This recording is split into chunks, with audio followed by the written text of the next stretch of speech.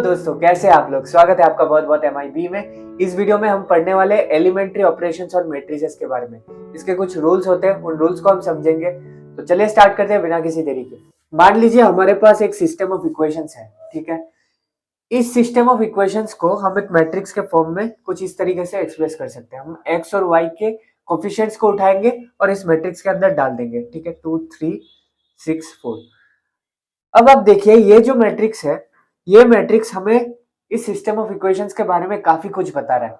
इन equations के solutions के बारे में बता रहा है, कितने सॉल्यूशंस होंगे, यूनिक सॉल्यूशन होगा कि नहीं। इन सारे इंफॉर्मेशन को हम इस मैट्रिक्स के कोफिशिएंट मैट्रिक्स कहते हैं इसको, इस कोफिशिएंट मैट्रिक्स की मदद से पता लगा सकते हैं, ठीक है। तो बेसिकली ये मैट्रिक्स इस सिस्टम ऑफ इक्वेशन के बारे में इंफॉर्मेशन स्टोर कर रहा है। तो एलिमेंट्री ऑपरेशंस के मदद से हम इस मैट्रिक्स के एलिमेंट्स को इस तरीके से मैनिपुलेट कर सकते हैं ताकि हमें कैलकुलेशंस परफॉर्म करने में थोड़ा आसानी हो जाए, ठीक है। कुछ रूल्स होते हैं एलिमेंट्री ऑपरेशंस के, आप जो मर्जी वो नहीं कर सकते। फॉर एग्जांपल मेरा मर्जी हुआ कि मैं 3 को हटा के 4 कर दूंगा, ठीक है। तो ऐसा नहीं किया जाता, ऐसा आप नहीं कर सकते क्योंकि इक्वेशन ही कंप्लीटली चेंज हो जाएगा, है ना, 3 की जगह 4 डालने से। तो कुछ रूल्स होते हैं, उन रूल्स को अगर हम फॉलो करते हैं तो ये मैट्रिक्स का जो नेचर है ना वो चेंज नहीं होता, ठीक। फॉर एग्जाम्पल अगर मैं कहता हूं कि मैं रो 1 को 3 से मल्टीप्लाई कर दूंगा, फर्स्ट रो को मैंने 3 से मल्टीप्लाई कर दिया, ठीक है। तो ये मैट्रिक्स क्या बन जाएगा, 6 हो जाएगा। फर्स्ट एलिमेंट सेकंड एलिमेंट 9 हो जाएगा, 6 4, ठीक। तो आप देख सकते हैं ये जो मैट्रिक्स है, ये जिस इक्वेशन के बारे में बता रहा है उस इक्वेशन को हम लिखते हैं, ठीक है। 6x plus 9y equal 0, 6x plus 4y equal 0। अब देख सकते हैं ये इक्वेशन और ये इक्वेशन बिल्कुल सेम है, ठीक है। तो जो इंफॉर्मेशन इसके अंदर है ना वो प्रिजर्व्ड है, वो चेंज नहीं हुआ। ये दोनों मैट्रिक्स बराबर नहीं है, ठीक है। आप गलती से भी इन दोनों को बराबर मत समझिए, लेकिन इक्वल नहीं है। लेकिन हम इनको इक्विवेलेंट जरूर कह सकते हैं, इक्विवेलेंट, ठीक है। Equivalent with respect to the information they carry, ठीक है। मतलब कि कॉन्टेक्स्ट को समझना जरूरी है। ये मैट्रिक्स हमें इस सिस्टम ऑफ इक्वेशंस के बारे में इंफॉर्मेशन दे रहा है, तो ये मैट्रिक्स इसके इक्विवेलेंट तभी होगा जब ये भी इसके बारे में इंफॉर्मेशन देगा, ठीक है। तो एलिमेंट्री ऑपरेशंस के मदद से हम किसी भी मैट्रिक्स का एक इक्विवेलेंट फॉर्म बना सकते हैं जिससे कि हमें इसके ऊपर कैलकुलेशंस परफॉर्म करने में मदद हो, ठीक है।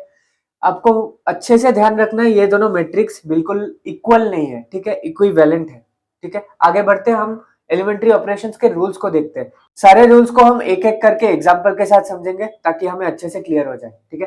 तो देखिए सबसे पहला रूल क्या बोल रहा है, अगर हम दो रोज को इंटरचेंज करेंगे, ठीक है, आर आई को हम अगर हम आर जे से रिप्लेस करेंगे, इंटरचेंज कर देंगे, तो वो मैट्रिक्स का नेचर सेम ही रहेगा, ठीक है।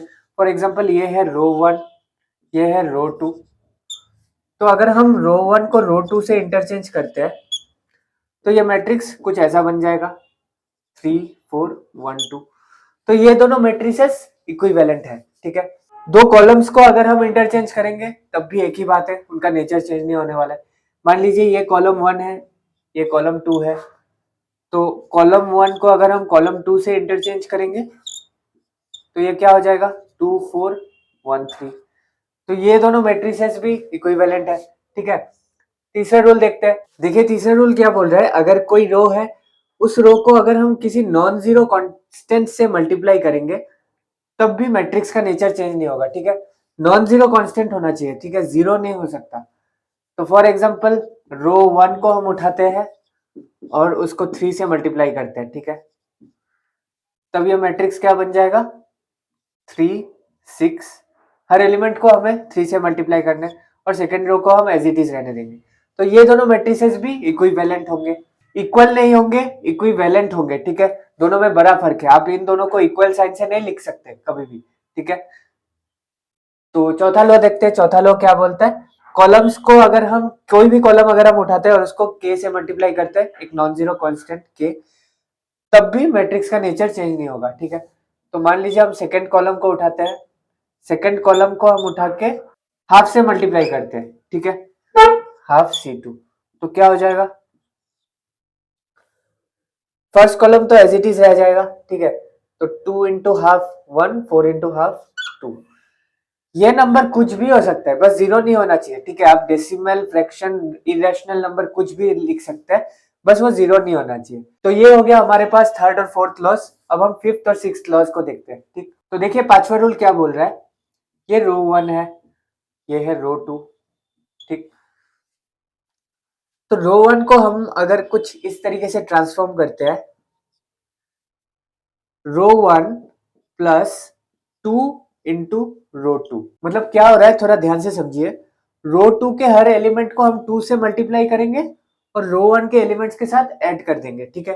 तो जो मैट्रिक्स बनेगा वो भी इसके साथ इक्विवेलेंट मैट्रिक्स बनेगा। तो देखते हैं इसको कैसे अप्लाई करते हैं। तो सबसे पहले हम 1 का ट्रांसफॉर्मेशन करते हैं, ठीक है। तो 1 को हम उठाते हैं, 1 प्लस 2 इंटू एडजेसेंट रो 2 का एलिमेंट दैट इज 3, हम 3 को लिखेंगे। तो ये क्या देगा हमें, 7 देगा, है ना। तो 1 हमारा ट्रांसफॉर्म होके 7 बन जाएगा। तो रो 1 के सारे एलिमेंट्स के ऊपर हमें ट्रांसफॉर्मेशन लगाना है। तो दूसरा एलिमेंट लेते हैं, दूसरा एलिमेंट है 2, 2 ट्रांसफॉर्म होके क्या बनेगा, 2 प्लस 2 इंटू एडजेसेंट रो 2 का एलिमेंट है 4, ठीक है। तो दैट इज 10, तो 2 बन जाएगा 10। और रो 2 के ऊपर हमने कोई ट्रांसफॉर्मेशन नहीं लगाया, तो रो 2 जैसा था वैसा ही रहेगा।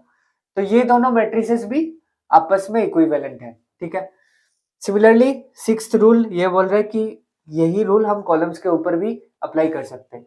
ये है कॉलम 1, ये है कॉलम 2, ठीक है। तो कॉलम 2 को इस बार हम ट्रांसफॉर्म करते हैं, मान लीजिए 5C1 प्लस C2, ठीक है।